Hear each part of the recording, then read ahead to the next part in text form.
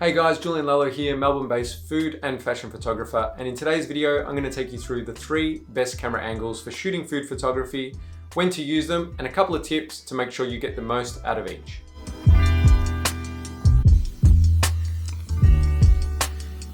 So getting straight into the first angle, and that is the people's favorite, the one you've all seen on Instagram before, tried on your phones, and that is the top down or flat lay image.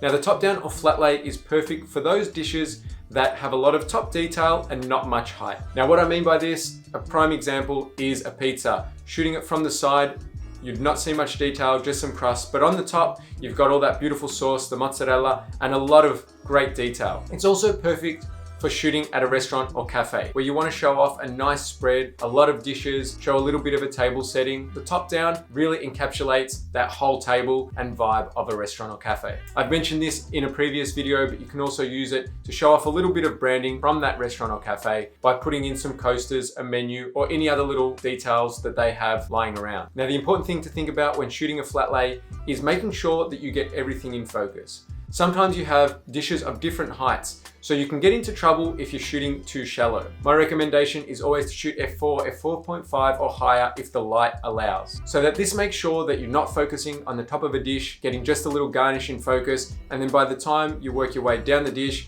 all the way to the plate, you're out of focus or blurry. Another little trick is, if you do have some tall dishes in there, focus halfway down the dish so that if you are shooting at an aperture of 4 or 4.5, both the top and the bottom of the dish are all in focus. Moving straight in to the second angle, and that is a 45-degree angle. Now, you don't need to be a stickler for that 45 degrees, let's say 20 degrees either side, but this is an angle that works with most dishes, but particularly shows off dishes with detail on the top and the side. It helps to show a little bit of dimension, as well as giving that table perspective. You can encapsulate a little bit of environment, particularly if you're shooting for a restaurant or cafe. You can show off a little bit of the surrounding area, the table, the chairs. You can also use other dishes to give dimension and depth to that whole image. The last angle is the straight on shot, getting eye level with the food. By now, you're probably sensing a little bit of a theme. It's all about capturing the detail of the food at its best. So like I mentioned, shooting a pizza straight on or at eye level wouldn't be great. All you'd see is a little bit of crust. But shooting a nice stacked dish, a dish with some height, with a lot of detail and layers down the side of the dish, this straight on shot is perfect for. In order to enhance this shot, make it a little better, take it to the next level, I like to use other elements, whether it be dish, drinks, or sauces on the table to create some depth. That can be in front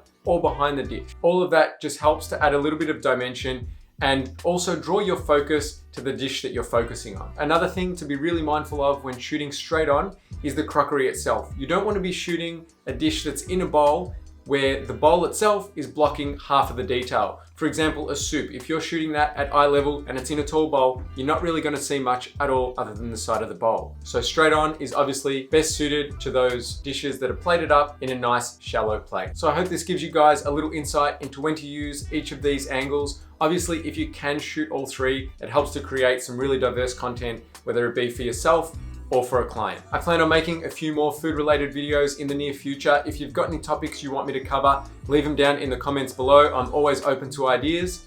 If you enjoyed this video, help me out with a like, a subscribe, and as always, thank you for pressing play.